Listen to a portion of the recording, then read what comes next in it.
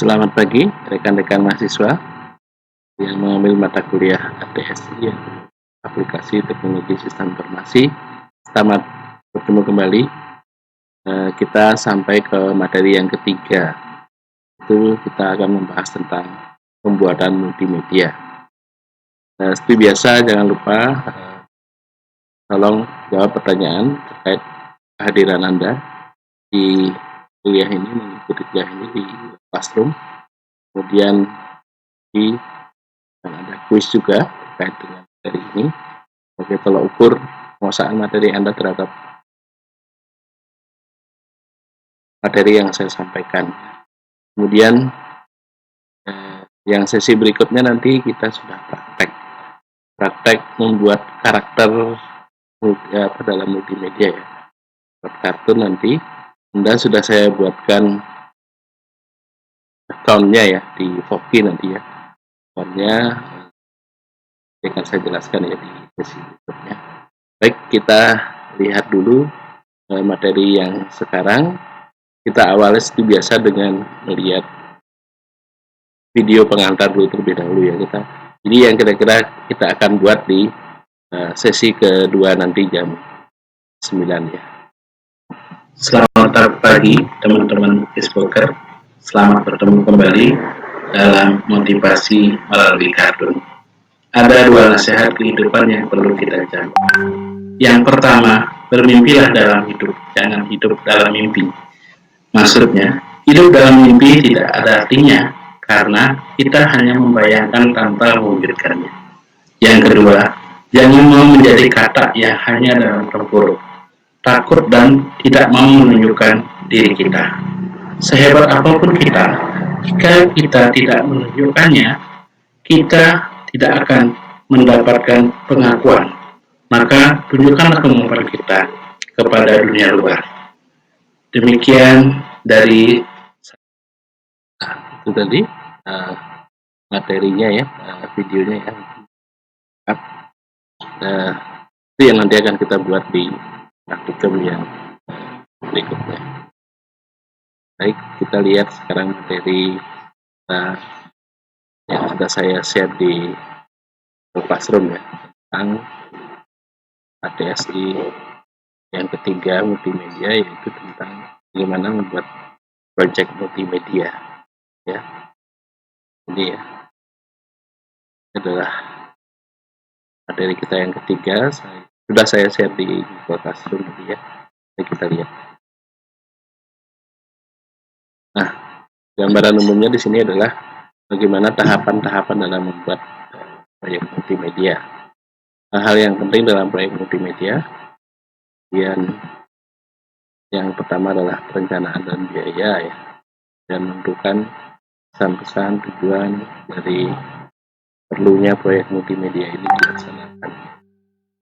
Dan kita dapat mengetahui apa saja yang perlu dipersiapkan untuk proyek tersebut. Nah, perencanaan dan biaya harus kita perhatikan ya dalam biaya sesungguhnya nanti.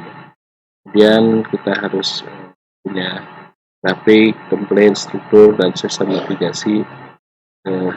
Ini akan didesain ya. Nanti Anda sudah saya siapkan, tinggal memilih gitu ya, ini yang untuk memudahkan kita bekerja membuat proyek multimedia. Kemudian perlu juga dipersiapkan estimasi waktu dan budget ya. Kalau proyeknya besar, disiarkan di TV atau iklan itu pasti membutuhkan biaya. Dan prototipe juga harus disiapkan, ini semacam. Nanti setelah didesain itu hasilnya seperti apa, disiapkan dulu ya. Prototipe. Kemudian desain dan produksi, ini adalah tugas-tugas yang sudah direncanakan akan dilakukan sampai produk ini selesai. Dan produk yang sudah selesai ini akan diperiksa dan diperbaiki berdasarkan permintaan dari klien kita. Kemudian testing atau dicoba produk-produk yang dihasilkan akan dicoba untuk memastikan produk tersebut memenuhi semua tujuan-tujuan yang sudah ditentukan, terjadi kesalahan atau error pada saat serah terima kepada klien, dan juga memenuhi semua permintaan klien. Dan setelah itu ya barulah di delivery ya, produk akhir tersebut akan dikirim. Nah, ini yang perlu dipertimbangkan, kita harus menyiapkan hardware-nya, software-nya juga, dan kreativitas dan keahlian dalam organisasi juga penting. Dalam mendesain kartun, kita juga butuh kreativitas gitu ya. Nanti karena udah banyak pilihan, tinggal memilih mana yang kira-kira cocok dan apa kata-kata yang pas dipakai dalam kartun. Nah, ini hardware yang paling banyak digunakan dalam proyek multimedia adalah produk dari Macintosh ya. Anda tahu laptop Mac, kemudian HP ya. Pasti ini banyak digunakan ya.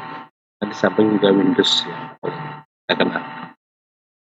Dan produk-produk ini mempunyai namanya GUI ya, Graphical User Interface ya. Yang mudah dimengerti karena apa, sudah seperti menu-menunya misalnya untuk menyimpan ada disket gitu ya, untuk mencetak ada printer, itu namanya GUI ya, mudah dipahami, tidak perlu banyak belajar. Demikian juga nanti di program Foki yang kita pelajari itu sangat mudah sekali, sudah ada simbol-simbol yang tanpa saya jelaskan Anda pasti sudah mengerti. Nah, kemudian hardware juga di sini butuh Macintosh dan PC, harganya juga terjangkau dan banyak pilihan. Kemudian produk dari Macintosh itu memang biasanya lebih cocok untuk multimedia karena memang dia desain untuk komputer yang mengolah multimedia ya, tapi memang harganya lebih sedikit mahal dibandingkan komputer dengan produk-produk Windows-nya. Kemudian hardware Apple ini baik dan canggih untuk mengolah suatu suara. Kemudian software multimedia mempunyai petunjuk yang sangat spesifik dan detail yang harus dipahami oleh pengguna. Ini kalau untuk software ini saya yakin kalau Anda rajin mengulang-ulangi ya, mencoba mengeksplor sendiri itu pasti bisa ya. Tidak hanya mengandalkan apa yang saya pilih, coba-coba gitu ya. Coba-coba, kalau Anda sudah suka mencobanya itu tidak terasa lama-lama kita akan pasti bisa. Kemudian software multimedia dibagi menjadi dua ya. Software yang diperlukan saat produksi dan toolsnya ya. Refer to production tool and author tools ya. Ada untuk produksinya dan untuk menyusun naskahnya. Untuk di Foki yang nanti akan saya jelaskan di sesi 2 itu sudah lengkap di situ ya. Kita pilih karakternya, nanti merekam suara. Nah, dalam proyek multimedia sangat penting bagi orang-orang yang terlibat dalam proyek tersebut untuk menyelaraskan ya, kreativitasnya, karena hal itu menunjukkan mereka dalam hardware dan software. Jadi dalam produk multimedia kreativitas itu sangat penting sekali ya. Nanti dalam software Foki yang kita praktekkan nanti itu butuh kreativitas ya. Misalnya Anda mendesain karakter, mau milih latar belakangnya seperti apa, rambutnya cocok ya, kan tugas pertamanya membuat karakter yang mirip dengan kita gitu. Yang rambutnya yang cocok dengan Anda itu yang mana, tempatnya di mana gitu. Kata-katanya yang perlu saya tampilkan apa. Kemudian penting juga membuat dan mengatur detail keahlian, waktu, budget, dan tool-tool yang ada. Kemudian set aset seperti grafik, gambar, suara, dan harus dimonitor sepanjang ya. Tapi suaranya terlalu kecil, suaranya pecah, untuk kita kontrol ya. Suaranya nggak bagus. Dan penamaan file harus mengikuti standar yang ditentukan untuk kemudahan pembagian kerja pasti. Nah, kita lihat ringkasannya dari ini. Tahap-tahapan dasar dalam proyek ini adalah perencanaan dan biaya, desain, dan setelah itu di tes dan dicoba.